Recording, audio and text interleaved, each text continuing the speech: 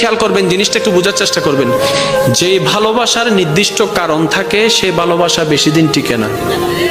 মনে করেন আপনি কাউকে ভালোবেসেছেন তার হাসি দেখে, এই হাসি যতদিন সুন্দর লাগবে ভালোবাসা থাকবে, হাসি যখন সুন্দর লাগবে না ভালোবাসা অটোমেটিক শেষ হয়ে যাবে। তো সত্যিকার ভালোবাসা কি জানেন?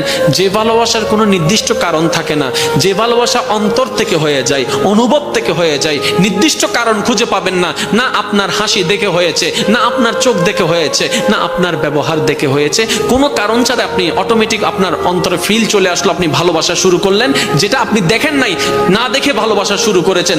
দেখবেন এই ভালোবাসা কখনো শেষ হবে না। মনে রাখবেন এটা রহমানের দরবার থেকে স্বামীর অন্তরে স্ত্রী, স্ত্রীর জন্য স্বামীর জন্য আসা ভালোবাসা। কেমন ভালোবাসা? এই ভালোবাসা কখনো ডিভোর্স আনবে না, কারণ সে সারা জীবন কেটে যাবে কেন ভালোবাসি কেন ভালোবাসি এই কারণ খুঁজতে খুঁজতে জীবনেই চলে যাবে, জীবনেই শেষ হয়ে যাবে, ডিভোর্স হওয়ার কোনো সম্ভাবনা আর থাকবে না। বলেন না সুবহান।